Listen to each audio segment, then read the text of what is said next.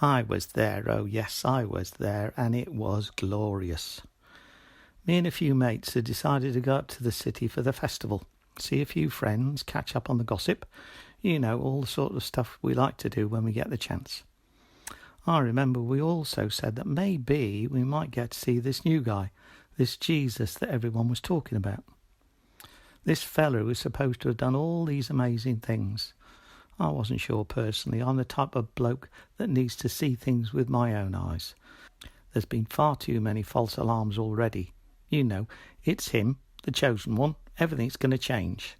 All that baloney and then it all fizzles out. The Romans give him and his mates a good thrashing and it's all over and we're all back where we started. But hey, you never know. This one might have been different. Either way, we reckon it'll bring a bit of excitement to the festival. So, there we were in the city having a good time and suddenly something starts happening. Not like a commotion or anything like that, not at first. It was like there was something in the air. You know what it's like just before a big storm? There's no rain, no lightning, but you can feel it coming. Actually feel it coming. Well, it was just like that, and before we knew what we were doing, we were all headed towards the gate coming into the city, and everybody else was going there too.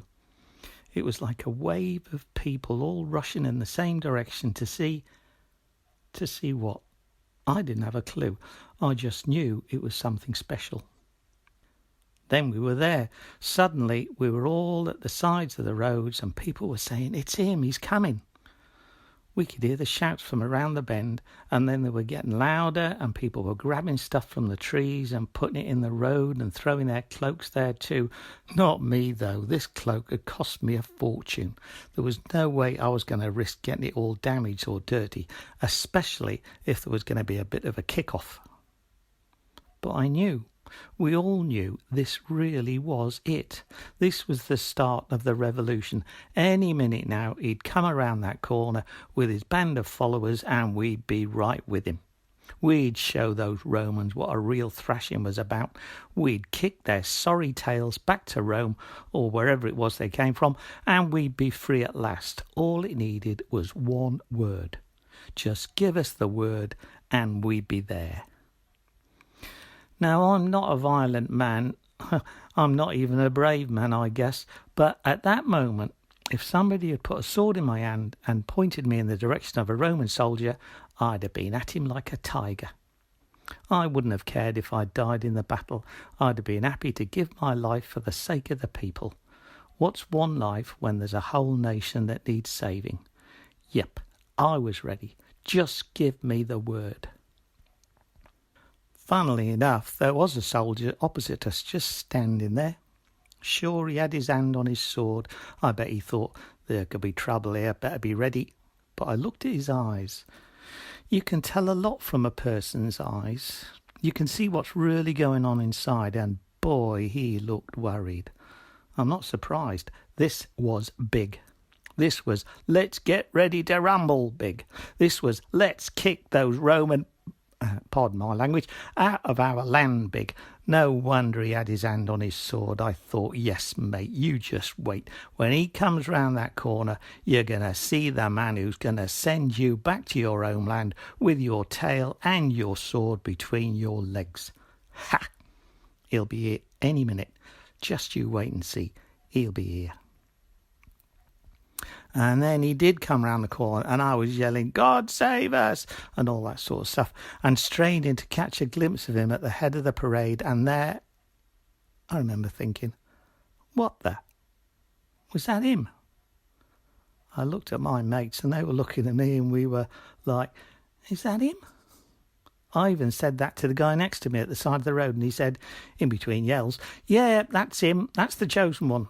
And I was, yes, and I was yelling too. I was a bit puzzled though, I must admit. This wasn't quite what I'd expected, but hey, what was I expecting? Was he going to turn up all suited up for battle? I don't think so. No, he was clever, this one. He was playing it low-key. Clever. But I must admit, I wasn't sure about the donkey. A horse maybe, but a donkey? Come on. I decided there and then that what he needed was a good publicity agent, and guess what? Here I am, publicity agent extraordinaire at your service. I won't even take a fee. Well, not much of one anyway. I might even be able to avoid fighting altogether and come out on top. I remember thinking to myself, well, that's a bit of a turnaround, my son. 2 minutes ago, you were ready to die for the cause, and now you're working out how you can make a bit of money out of it. Some rebel you are. The noise was deafening. Shouting, singing, the lot. And then, all of a sudden, and before I even knew what I was doing, there goes my beautiful cloak, and I'm plonking it right in the middle of the road, ready for him and his donkey to walk over. And you know what? That was fine. This guy, donkey or no donkey, suited up for battle or just in his everyday clothes, was something special. I knew, as I stood and watched the little procession recede into the distance, that something really special was coming. Something that nobody could even imagine. Something incredible. And I was there to see it. Oh, yes, I was there.